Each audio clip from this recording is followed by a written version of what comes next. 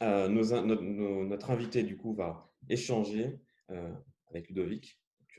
Ludovic Bosflug, qui est directeur général adjoint de Quartus Assemblier. Ludovic, également vice-président de la Maison d'Architecture. Bonsoir, Ludovic. Bonsoir, bonsoir à tous.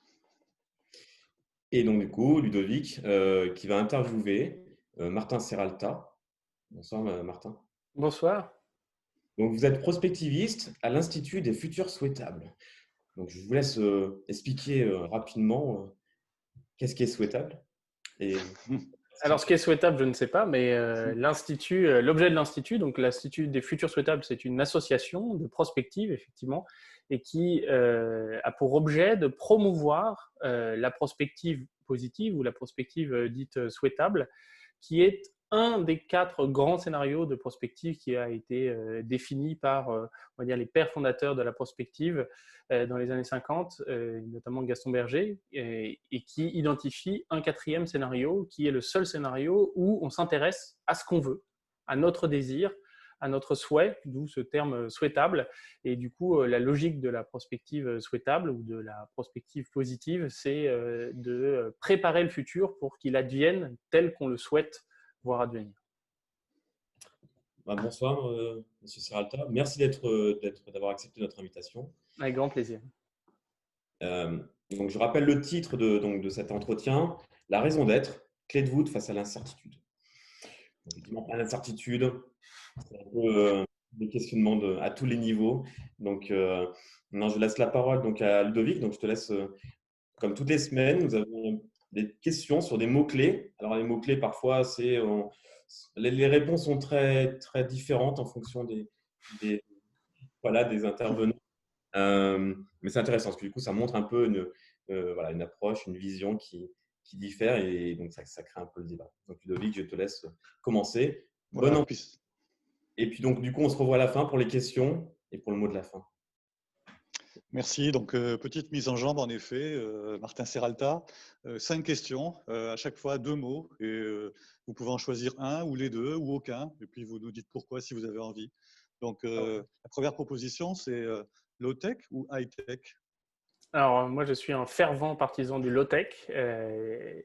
Je suis très, on va dire, inspiré dans mon travail des travaux de Ivan Illich et notamment de cette notion de convivialité prise au sens large, pas seulement dans la démarche de vivre ensemble, mais aussi dans la conception. Je crois que le low-tech est une bonne manière de préserver l'approche low-tech, on va dire, plus que le low-tech en tant que tel, mais l'approche low-tech est une bonne manière de préserver ce qui est au cœur de l'humain, à savoir la relation. Très bien. Bon, c'était simple. Alors, la deuxième est plus compliquée. Universalité ou individualité?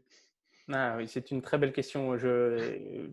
Pour moi, la clé, inspirée aussi on peut dire, de cette logique de convivialité, mais même prise au sens large, connectée à d'autres notions, notamment par exemple de communication non violente, l'individualité pour accéder à l'universalité. L'individualité comme moyen d'exprimer sa souveraineté, d'être complètement là. Et ensuite, du coup, parce que je suis là, parce que je suis indépendant, souverain, je peux me connecter à quelque chose de plus grand que moi.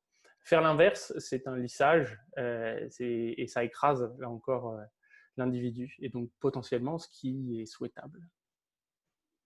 Très bien. La troisième question, alors on en parle beaucoup depuis la crise, locale ou globale? Eh bien, on pourrait dire comme les maîtres japonais du Kaizen que la clé, c'est de penser global et d'agir local. Je pense que typiquement sur des enjeux climatiques, c'est une bonne façon de faire. Sur des enjeux politiques aussi, et je crois profondément à cet enjeu de la connexion locale, parce que l'histoire, en tout cas de mon point de vue, montre que les délires globaux sont très centralisateurs et là aussi écrasent le lien. D'accord, merci. Allez, encore deux. Résistance ou résilience? Je vais peut-être m'en sortir avec une pirouette en disant que la résilience est une forme de résistance. pour moi, la résilience, je trouve que le terme de résilience est plus beau parce qu'il est dynamique. Et justement, c'est notre capacité à faire face à l'aléa, que la nature est résiliente, qu'on observe des phénomènes, que les phénomènes résilients permettent de continuer de préserver la vie, alors que la résistance est quelque chose de plus passif. D'accord. Alors la dernière, donc en cette période d'incertitude, rupture ou continuité? Rupture ou continuité? Eh bien, j'ai envie de dire rupture. Dans la continuité, évidemment, et en réalité, je pense que la question, c'est comment on arrive à infléchir dans un mouvement qui est déjà existant. C'est-à-dire que je ne crois pas, par exemple, d'un point de vue architectural, à une approche de pure greenfield. Je pense que la continuité, s'inscrire dans la continuité et rectifier pour pouvoir créer de la rupture, là, ça crée un champ des possibles absolument incroyable. Mais s'inscrire dans une logique qui consiste à dire il faut tout casser, il faut tout rompre, là aussi, c'est extrêmement déshumanisant. Les révolutions, à ce titre, ont toujours généré la violence. Donc, c'est continuité pour permettre les ruptures nécessaires. On pourrait, comme ça, dans une inspiration évocatrice, parler d'alchimie. Vous connaissez l'acronyme de l'alchimie, vitriol, pour dire finalement, visite l'intérieur de la Terre et en rectifiant, tu trouveras la pierre cachée, la sagesse, etc. Et donc, cette logique de peut-être réponse à rupture ou continuité, de dire rectification. C'est une envolée poétique. Très bien. Eh ben, bon début. Vous avez brillamment passé le test. Vous allez pouvoir nous parler de la raison d'être. Alors, vous parlez de la raison d'être comme clé de voûte face à l'incertitude. La raison d'être, c'est quand même peut-être un mot à la mode aussi. Alors, que pouvez-vous nous en dire? Oui, la raison d'être, c'est un terme à la mode. Et en fait, j'ai envie de dire tant mieux. Tant mieux parce que je pense que dans une période comme une période de crise sanitaire comme aujourd'hui, ça me paraît assez essentiel de nous reconnecter à ça. Et c'est pour ça que dans nos échanges préalables, je vous ai proposé de mettre cette perspective de la raison d'être comme clé de voûte face à l'incertitude, parce que évidemment, je pense que c'est à la mode parce qu'on est dans une période d'incertitude. Alors, j'ai préparé quelques petits supports pour illustrer mon propos. Mais j'ai envie de dire, le premier point, c'est de bien comprendre pourquoi on est dans une grande période d'incertitude. Et une façon de le raconter, si on s'intéresse par exemple à la sociologie de l'imaginaire, à des travaux comme ceux par exemple de Michael Dandrio, qui est un sociologue de l'imaginaire, il nous explique très très bien qu'on est dans une transition d'époque. Et si on devait résumer, on va dire les derniers siècles un peu à la serpe, j'ai envie de dire il y a une période de pré-modernité, une période qui date d'avant la période dite de modernité en sociologie. C'est une période d'incertitude, c'est une période d'instabilité, c'est une période de rareté aussi parce qu'il y a des famines, parce que les aléas climatiques font que parfois on manque de ressources alimentaires, qu'il y a des tensions, notamment des tensions entre certains États ou des frontières qui sont disputées. Mais les liens et la perception par les individus de cette complexité du monde est relativement limitée.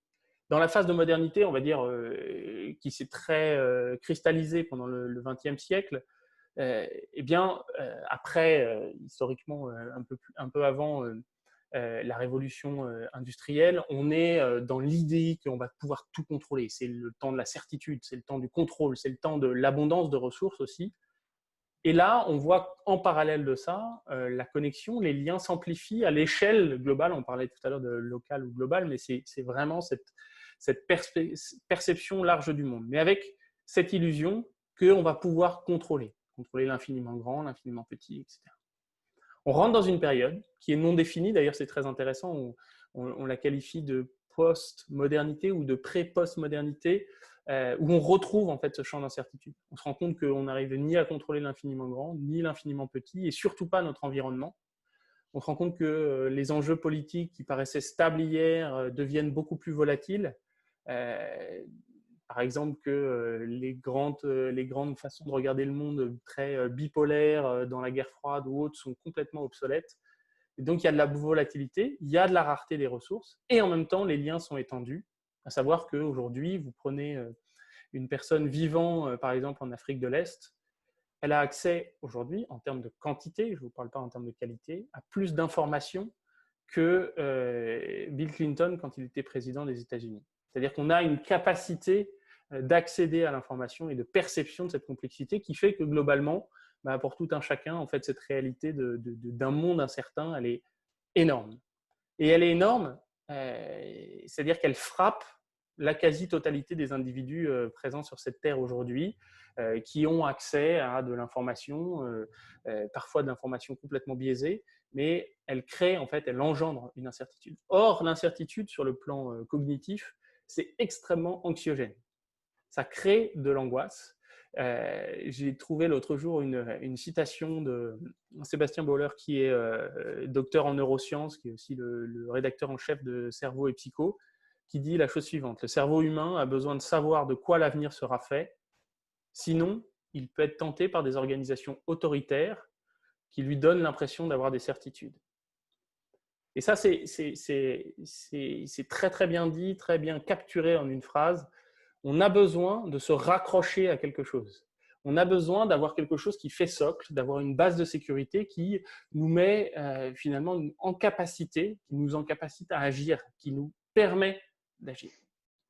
C'est particulièrement intéressant. Et c'est là que cette notion de raison d'être, elle est clé. Et c'est un terme à la mode, certes, mais elle nous permet de bien comprendre pourquoi avoir une raison d'être, clarifier une raison d'être, effectiver une raison d'être, c'est-à-dire la formaliser, permet de faire face à l'incertitude. C'est-à-dire que ça diminue l'angoisse, ça diminue le stress, ça diminue même chimiquement le cortisol. Et donc, ça me permet de me remettre en action. C'est pour ça qu'on travaille beaucoup sur cette question de l'intention, de la raison d'être quand on fait de la prospective, parce que la prospective, c'est une philosophie de l'action. Et donc, avoir une raison d'être, c'est finalement être en capacité de continuer à agir. Pourquoi ? Parce que ça me crée comme un socle, comme une base qui me permet de m'appuyer dessus. La raison d'être, c'est revenir. Avoir une raison d'être, c'est revenir à une ligne de conduite propre, c'est-à-dire de dire, OK, je m'assois, je suis clair, qu'est-ce qui est au service de la vie ? Si on prend un autre philosophe qui est Bergson, il décrit finalement quelque chose qui est proche, qui est l'élan vital, et qui désigne en fait une tendance de la vie à se développer à travers des organismes particuliers qui assurent la continuité de l'espèce, qui engendrent l'évolution. C'est-à-dire finalement quelque chose qui est à l'intérieur et qui me permet de continuer à agir. Quand on parle de raison d'être, je représente souvent la raison d'être de cette façon-là, en disant à l'intérieur d'un organisme donné, à l'intérieur d'une organisation, à l'intérieur même d'un projet architectural, on peut clarifier une raison d'être. Et cette raison d'être, du coup, elle a un pouvoir qui est exogène. C'est très intéressant. Si on regarde la nature, les graines, par exemple, on va dire leur noyau d'ADN, il est à l'intérieur de la graine, et c'est ce noyau d'ADN qui encapsule cette volonté de croître, de développer une plante, etc. etc. C'est une force endogène et non pas une force exogène. Avec Sophie Chassa, qui est philosophe, avec Olivier Pastor, qui est un spécialiste des questions d'organisation et notamment de démarche participative, ou avec Tariq Çekçak, qui est un biologiste, on travaille ensemble, tous les quatre, avec des polarités différentes sur cette question de la raison d'être. Et on propose en fait une définition de la raison d'être, qui est celle que vous voyez là, qui est la raison d'être révèle ce qui est vivant.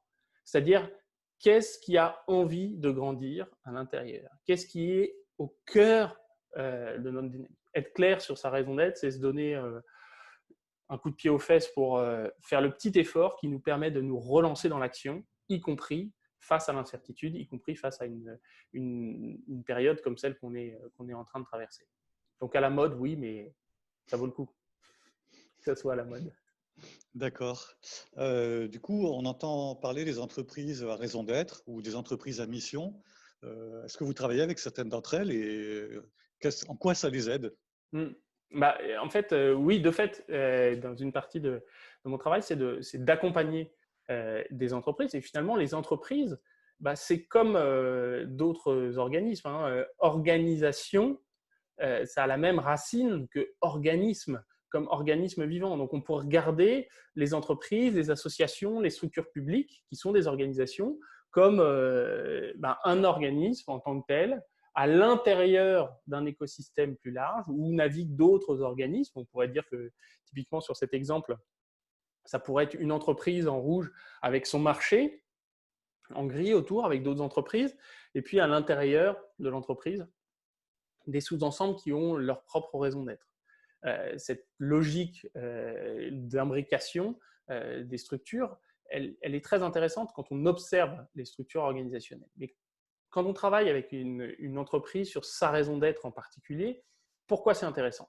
C'est intéressant parce que d'abord, la raison d'être, ce n'est pas un objectif. La raison d'être, c'est un élan, c'est une énergie, c'est cette dynamique. La raison d'être, elle révèle ce qui est vivant. Ça veut dire que ce qui est vivant, c'est déjà vivant. C'est juste que c'est quelque chose qui nous met en mouvement. Vous voyez bien la notion de révéler ce qui est vivant ou cette logique des noyaux d'ADN, c'est on sent cette tension vers… Et donc, clarifier la raison d'être d'une organisation, publique ou privée, c'est lui permettre d'exprimer ce qui, là, est présent et peut se traduire dans ce qu'on appelle un futur souhaitable ou une vision à 2030, 2050, etc. C'est-à-dire c'est l'expression d'une volonté, d'un projet, si je parle en termes architecturaux, vers une ambition. Et dans un troisième temps seulement, donc définir, clarifier, révéler la raison d'être, c'est plutôt révéler, d'ailleurs on utilise ce mot en particulier, révéler la raison d'être, puisque ce n'est pas quelque chose qu'on définit, là encore de façon exogène, mais on essaie d'observer ce qui est vivant à l'intérieur de l'organisation. 2, définir une vision, un futur souhaitable, et puis 3, établir une stratégie qui permet d'y aller. Et ça, c'est ce qui met en dynamique. Et c'est super intéressant de voir ça. C'est-à-dire que l'idée sur la raison d'être, c'est pas de dire il faut que ça soit une raison d'être positive. On peut imaginer, il y a des organisations qui ont un souhaitable, qui est leur souhaitable, qui peut être de maximiser leur profit sur un marché spécifique en prenant des options sur les marchés boursiers, en levant des hedge funds, etc., etc. Ce qui est très intéressant, c'est que quand ces organisations se clarifient elles-mêmes sur en fait, oui, c'est ça vraiment ce qui est au cœur de notre organisation, c'est ça, ça révèle notre raison d'être, et en fait, souvent, elles se remettent en cause à ce moment-là. Elles disent, en fait, c'est pas génial. Et puis, on n'est pas tellement fiers de nous. Si on se regarde dans le miroir, c'est pas tellement ça qu'on veut faire. Alors, il y en a qui assument complètement. Et d'ailleurs, sans citer de nom, il y a des organisations qui sont extrêmement efficaces. Pourquoi? Elles sont extrêmement efficaces parce que, en fait, elles sont hyper claires sur leur raison d'être, sur cette dynamique par exemple, de maximiser leur profit à tout prix ou d'écraser la concurrence ou autre. Et puis, elles ont une ambition, un futur souhaitable pour elles qui est extrêmement clair, très cynique, si on le prend d'un point de vue moral, mais extrêmement clair, et une stratégie qui est extrêmement claire. Et donc, c'est terrible parce que ces organisations qui sont extrêmement claires sur leur raison d'être, extrêmement claires sur leur futur souhaitable, du coup, sont extrêmement claires sur leur stratégie et du coup, redoutablement efficaces. Et donc, la raison d'être, clé de voûte face à l'incertitude, c'est aussi de se dire que si on veut faire changer les choses, si on conteste certains modèles d'entreprise, certains modèles d'organisation, il faut être au moins aussi efficace que ceux qui sont très cyniques et qui considèrent que leur raison d'être, c'est d'aller bouffer la laine sur le dos de la population ou de prendre toutes les ressources de la planète. Il y a des organisations, à contrario, qui, comme 75% des individus sur cette terre sont altruistes, des organisations qui le portent et qui posent une raison d'être, qui leur permet de qualifier réellement ce qui est vivant pour eux, et qui leur permet derrière de prendre des décisions en conséquence. Je prends un exemple en particulier dans cette période de confinement. La mutuelle d'assurance Maïf a une raison d'être qui ressemble à la Maïf. C'est une raison d'être qui parle de l'attention sincère. Convaincu que seule une attention sincère portée à l'autre et au monde permet de garantir un réel mieux commun, nous la plaçons au cœur de chacun de nos engagements, de chacune de nos actions. Ça, c'est un extrait de leur site. C'est très intéressant. Si vous allez investiguer ce qui se passe au sein de cette organisation, vous vous rendez compte qu'il y a une fierté, une volonté pour chacun des individus qui travaillent au sein de cette organisation, mais aussi chez les sociétaires de cette mutuelle, de garantir cette qualité de l'attention. Et si vous êtes sociétaire de cette mutuelle, eh bien, vous remarquerez une chose qui est très étonnante par rapport au marché de l'assurance en général, c'est que si vous avez quelqu'un en ligne, cette personne ne lit pas un script. Cette personne est en relation avec vous, va s'intéresser, elle n'a pas un timing limité pour pouvoir parler, etc. etc. Et donc, la raison d'être, c'est un vecteur de décision. Face à l'incertitude du Covid, la Maïf, dans les premiers jours, a été la première à réagir et à dire, écoutez, en fait, là, les voitures ne roulent pas. Et donc, ça représente une économie de primes d'assurance de l'ordre de 100 millions d'euros. Et donc, on reverse à nos sociétaires cette prime, ou les sociétaires peuvent décider que cette prime va être reversée à des œuvres caritatives. Alors, bien sûr, il y a toujours des cyniques pour dire c'est des coups de pub, etc., etc. On peut regarder ça comme ça. Moi, ce que je pense, c'est que quand on regarde ça avec cynisme et qu'on se dit ce sont des coups de pub, en fait, on entretient l'idée que la raison d'être de toutes les entreprises, c'est de se faire un maximum de pognon et que du coup, notre monde est perdu. Ce que j'observe et les choix que je peux faire de travaux avec certains clients, c'est qu'en réalité, il y a une énergie, comme chez tous les individus, extrêmement altruiste à l'échelle des entreprises. Et ça, on peut le voir dans plein d'autres organisations. D'accord, mais dans cette période de crise sanitaire et d'urgence, est-ce que tout ça ne vole pas en éclats au profit de l'urgence, justement? Ouais. On voit des États qui prennent des décisions qu'on peut dire autoritaires pour sauver des vies. Alors, on peut dire que c'est du pragmatisme. Certains diraient bah, maintenant, ça y est, la philosophie, c'est fini. On passe aux choses sérieuses et on y va. Non? Oui, alors c'est justement, c'est très, très intéressant.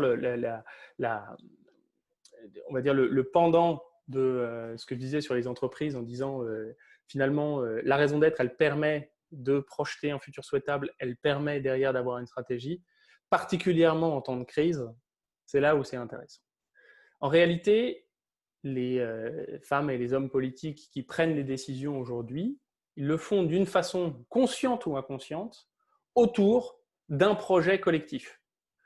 Et ce projet collectif, qu'il soit exprimé ou non exprimé, en fait, c'est une représentation de la raison d'être d'un État, par exemple. La raison d'être, elle est au cœur de la décision en incertitude. Pourquoi elle est au cœur de la décision en incertitude? Parce qu'il n'y a pas de normes exogènes de comment faire face à une déflation, comment faire par rapport à des choses qu'on a déjà rencontrées par le passé. Personne, rien, aucune étude ne peut nous dire ce qu'il faut faire. Et donc, ce qui est très intéressant, c'est que dans des périodes de forte incertitude, c'est justement la raison d'être qui est au cœur de la décision. C'est-à-dire, à l'aune de quel projet je vais faire ça. Donc, les États vont prendre des décisions, les femmes et les hommes politiques vont prendre des décisions à l'aune de ça. En France, la raison d'être de l'État français, de la République française plus précisément, existe. Elle est définie. Elle est définie dans un texte qui s'appelle la Constitution, ou plus exactement dans 4 textes qui forment le bloc de constitutionnalité. Et ce qui est très intéressant, c'est que, selon mes statistiques personnelles collectées depuis quelques années, en fait, 99% des Françaises et des Français n'ont jamais lu la Constitution. Ils ne connaissent pas ces 40 pages, hein, le bloc de constitutionnalité. C'est 40 pages de projet collectif qui reposent sur la Déclaration des droits de l'homme et du citoyen, le préambule de la Constitution de 1946, la Charte de l'environnement de 2004 et finalement un texte de 58 qui a été amendé à plusieurs reprises, qui a été révisé à plusieurs reprises depuis, mais qui définit les règles du jeu.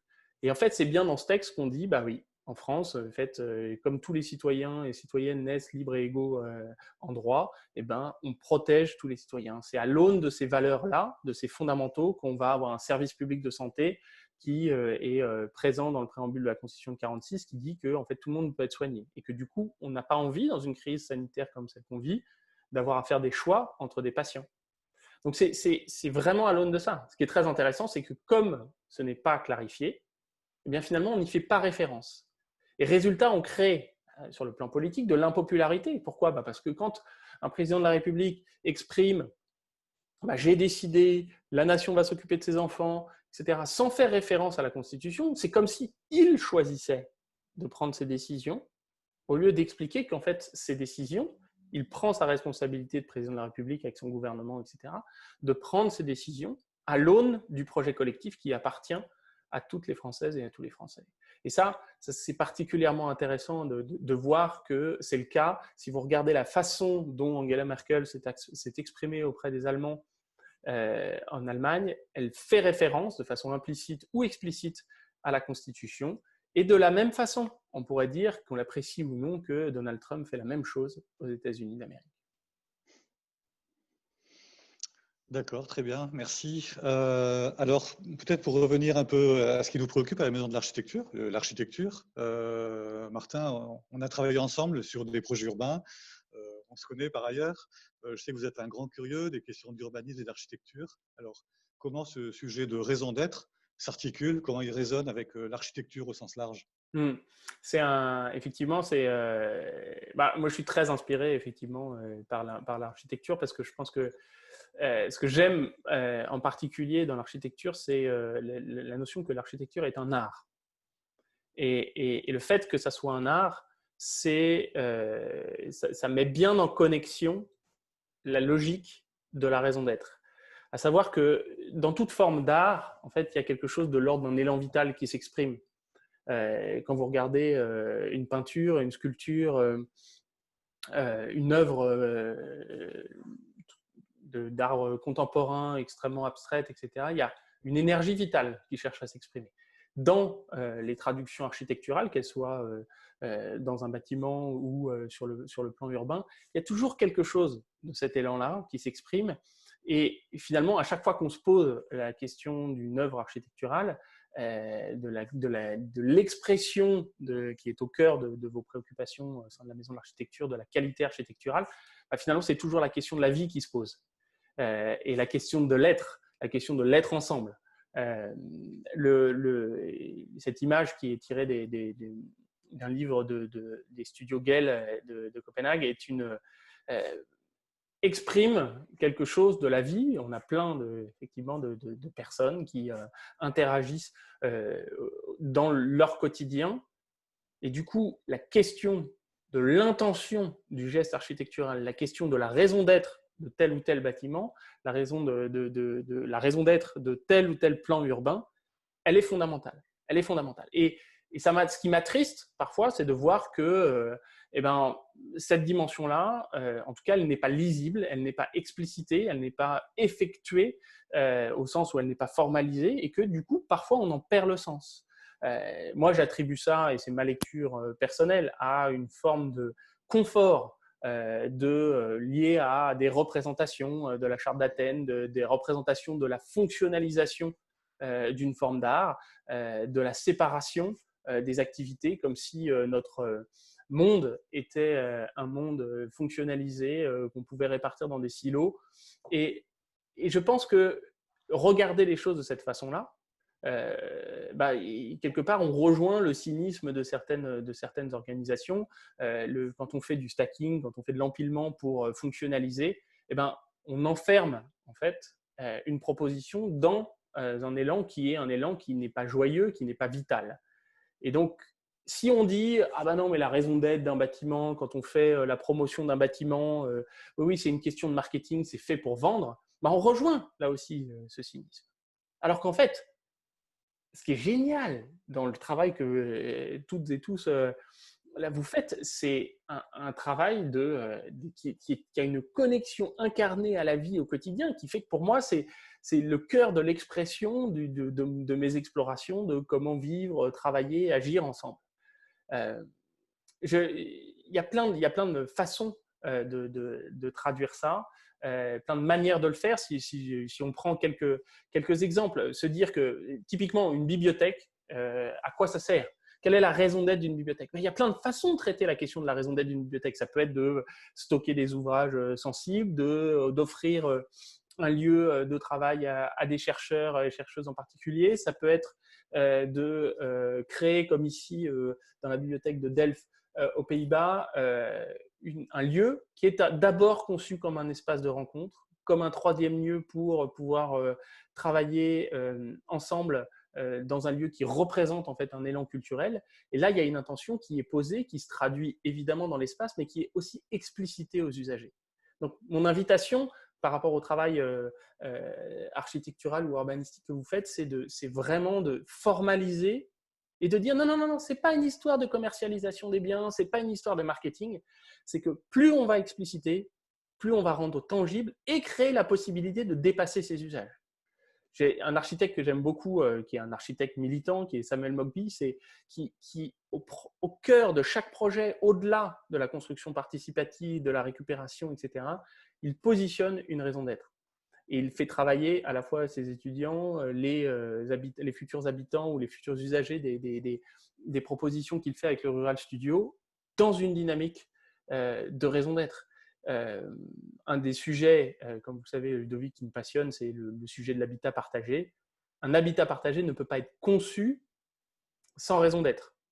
Et s'il l'est, en réalité, souvent, on voit que le projet, il dérive et ça donne l'occasion aux détracteurs de ce type d'approche de dire qu'est-ce que vous voulez qu'on fasse? Regardez, vous voyez bien qu'en fait, ce type d'habitat, ça ne peut pas fonctionner. Alors qu'en réalité, il y a une aspiration, il y a des signaux faibles à ça, mais pour que ça fonctionne, évidemment, comme c'est exigeant, c'est beaucoup plus exigeant qu'une approche anonymisée avec un bâtiment avec 3 digicodes pour pouvoir rentrer chez soi, des lots qui sont tous anonymes et surtout, on ne se connaît pas entre nous. Eh bien, c'est sûr que ça demande un effort supplémentaire. On a travaillé ensemble, Ludovic, avec vos équipes sur plusieurs projets. Il y a un des projets sur lesquels on a travaillé est un projet d'habitat pour la rénovation des bâtiments de l'ancien hôpital Saint-Vincent-de-Paul, autour d'un des bâtiments en particulier. On a travaillé en particulier sur la raison d'être de ce projet-là. Et autour de ce projet, on dit on cherche à expérimenter un mode de vivre ensemble qui est centré sur la convivialité et sur la responsabilité. Ça engage l'ensemble des futurs habitants autour d'une dynamique qui promeut la diversité, qui promeut la solidarité de voisinage, qui s'inscrit dans une dynamique de vie écologique et qui engage chacun et chacune dans des logiques d'auto-organisation. C'est un projet extrêmement ambitieux, mais au-delà du magnifique projet architectural de Lacaton et Vassal, la dynamique d'ensemble a permis de faire travailler et le cabinet d'architecture et aussi les différents bureaux d'études au service d'un projet qui va être mis en œuvre demain sur ce site. On a plein d'autres exemples.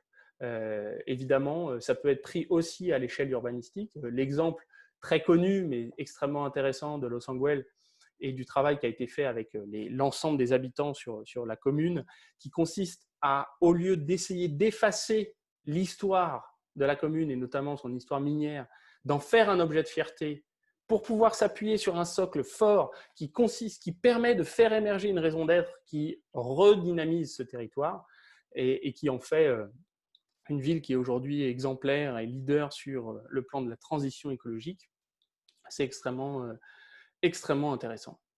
Comme je vois que le temps nous est compté, je termine juste en évoquant une image qui m'a beaucoup inspiré dans mon travail sur ce sujet, enfin 2 images en particulier qui viennent d'un livre de Peter Spear qui s'appelle 7 milliards de visages aujourd'hui. Quand j'étais plus petit, il s'appelait 4 milliards de visages. Et dans ce livre, ce qui nous dit bien qu'il y a un enjeu sur l'incertitude, c'est un titre incertain. Les 2 dernières images sont celles-ci. Première image, on voit une ville qui ressemble bien au canon d'ailleurs de la Charte d'Athènes de 1933. On est sur une dynamique où finalement tous les habitants sont bien rangés dans leurs immeubles, où chacun suit des processus ou des flux de transport public. Et finalement, il y a une forme d'anonymisation. La deuxième image, dernière image du livre, c'est cette image-là. Pour moi, parler de la raison d'être comme clé de voûte face à l'incertitude, c'est se dire que la raison d'être, le projet, le plus léger soit possible, permet de faire émerger la vie et permet de maintenir en fait des dynamiques, notamment urbaines, de cette qualité-là. C'est-à-dire qui permettent l'expression de l'intelligence collective, qui permettent de la diversité. Et voilà. Et j'ai envie de terminer en vous disant merci, architectes, urbanistes, de tous bords, de toutes écoles, parce que je pense que votre travail, qui est un travail qui est très présent dans notre quotidien, il permet de révéler ce qui est vivant et de le traduire dans un projet porteur de sens. Et je pense qu'on en a particulièrement besoin dans cette période d'incertitude. Merci Martin, mais c'est nous qui vous remercions pour cet exposé. Merci beaucoup. Avec plaisir.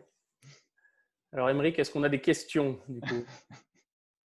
Alors, je vais en profiter parce qu'on a un petit décalage de quelques minutes avec le live Facebook. Donc, j'encourage tout le monde, toutes les personnes qui nous écoutent, à poser des questions directement sur la vidéo du live présent sur Facebook, afin qu'on puisse les poser à Martin. Donc, on a une première question qui est posée par Charles, c'est comment inscrire les raisons d'être dans un cadre très réglementé? Alors, c'est une question extrêmement intéressante, effectivement, dans les projets architecturaux, dans les dynamiques urbaines. Vous avez un cadre qui est extrêmement réglementé. Et c'est vrai que j'ai bien vu dans certaines collaborations à quel point ça crée en fait un champ de contraintes sur votre travail. Ce que j'ai pu observer, c'est qu'à côté des enjeux réglementaires, en fait, il existe toujours une possibilité de continuer à présenter ce qui est au cœur du geste architectural, au cœur de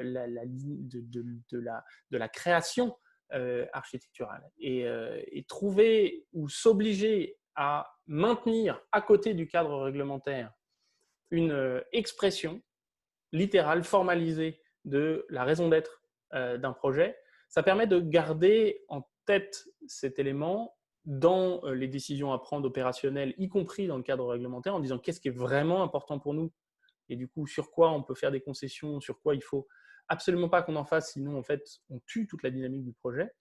Ça me paraît essentiel.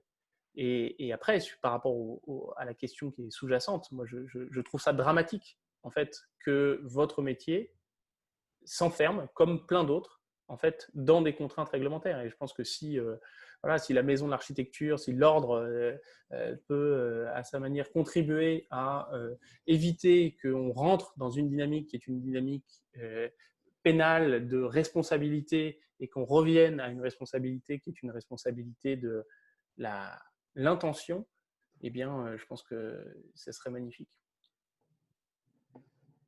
Alors, on a une deuxième question posée par Eric. Alors, c'est chaque habitant ne devrait-il pas participer à une construction ou une rénovation ou la rénovation de son habitat? Travailler et valoriser la raison d'être, c'est aussi travailler de l'architecture programmiste. Alors, j'ai envie de répondre en deux temps à ça. C'est-à-dire que je pense que aider des citoyennes, citoyens à s'approprier et à comprendre les enjeux de l'habitat, notamment pour comprendre des enjeux d'isolation, de conception, etc., c'est extrêmement intéressant. Et ça aide, et il y a plein de projets qui sont très réussis dans des dynamiques participatives. Néanmoins, sur le plan sociologique, tout le monde n'est pas prêt à ça. Pourquoi tout le monde n'est pas prêt à ça? Parce que, évidemment, la charge mentale et là où chacun ou chacune met ses priorités peut être très différent d'une histoire de vie à l'autre, d'un champ de préoccupation à l'autre. Et du coup, moi, je n'irais pas vers une uniformisation de cette dynamique. Mais ça nous a amené par le passé avec Ludovic et d'autres personnes qui travaillent avec lui des discussions très intéressantes sur la notion de l'habitat partagé. L'habitat partagé, on le pense souvent comme habitat participatif où tout le monde doit participer à la conception. Et en fait, potentiellement, tout le monde n'a pas forcément envie de participer à la conception. Par contre, ça ne veut pas dire qu'il n'y a pas une partie des personnes qui n'ont pas envie de participer à la conception ou à se mettre dans une dynamique d'autoconstruction, par exemple, n'ont pas envie de vivre dans des dynamiques d'habitat où on a du lien social et où on évite cet effet absolument terrifiant de l'empilement de boîtes à chaussures qui parfois conduisent à des habitats extrêmement anonymisés parce qu'ils sont commandés. C'est ça la demande. Donc évidemment, si on répond dans une demande qui est on veut en fait des empilements de boîtes à chaussures, évidemment on peut répondre que ça. Mais si on vient re-questionner au service de quoi on construisait ce projet, eh ben on peut créer une dynamique. Il y a un exemple que j'aime beaucoup qui est cet exemple, je ne l'ai pas cité tout à l'heure, mais l'aventure qui a été qui est racontée dans un livre qui s'appelle L'aventure Kraftwerk, je le prononce très mal, de l'architecte Adrien Poulain, est extrêmement intéressante sur la dynamique de construction et de logique d'habitat partagé. Et on voit bien qu'au cœur de ça, il y a un projet assez génial, je vous invite à aller l'explorer, qui était en fait, je crois en 1983, un projet qui était un projet de société nouvelle qui s'appelait le Bolo Bolo. Et je vous invite à aller voir ce manifeste, c'est hilarant, il y a même un langage spécifique et c'est à la fois hilarant, poétique et extrêmement puissant parce que ça parle finalement d'aspirations qui sont des aspirations qui sont présentes chez tous les êtres humains. Très bien, merci. On a une dernière question à poser. Je suis désolé, on a eu plusieurs questions qui sont tombées d'un coup. Donc, on va garder un petit peu le fil rouge de la conception, de la construction. On a une question qui a été posée par Élodie François.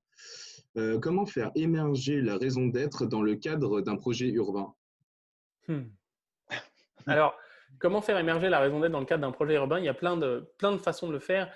Mais ma première invitation, à l'aune d'un certain nombre de projets que j'ai pu observer, à la fois dans des organisations privées, des entreprises, etc., ou dans quelques projets urbains, c'est d'abord d'interroger l'histoire. Interroger l'histoire, introspecter l'histoire pour pouvoir ouvrir les futurs et du coup libérer le présent, comme on dit.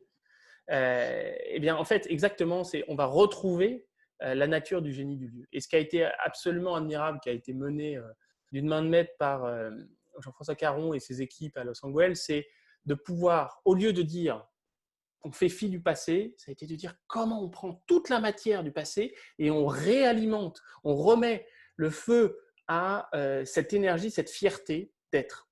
Et franchement, moi, je suis absolument bluffé par le travail qu'ils ont fait. Il y a plein d'autres exemples de ça. Mais d'abord, aller interroger l'histoire.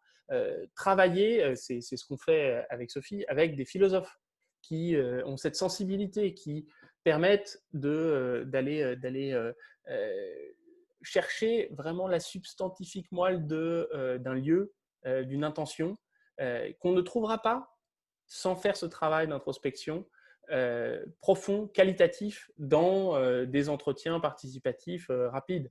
C'est dans un premier temps faire ce travail-là, venir avec cette matière et là la mettre au cœur d'une démarche participative ou d'intelligence collective. Et là, c'est absolument remarquable ce qui émerge parce que en fait, les habitantes, les habitants, les élus, les parties prenantes autour se saisissent en fait de cette matière et lui donnent justement des nouvelles touches, font ce travail de rectification dont on parlait avec Ludovic tout au départ. C'est très subtil et à chaque fois qu'on observe quelque chose de ce type, c'est extrêmement jubilatoire parce que ce que vous voyez, vraiment, je l'ai observé dans plein de types différents, c'est que vous voyez en fait leur appropriation exactement et surtout vous voyez cette dynamique de vie en fait qui réémerge.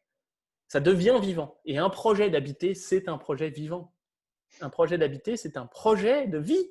C'est pas un projet d'empilement. C'est pas un projet d'enfermement.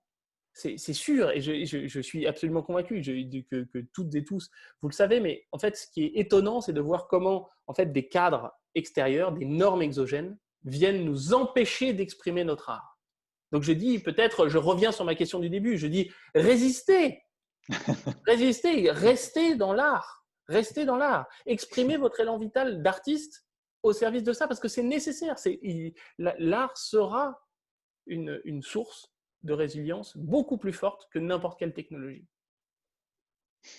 J'en suis convaincu. Merci beaucoup. C'est la fin des questions. Merci Martin. Merci Martin.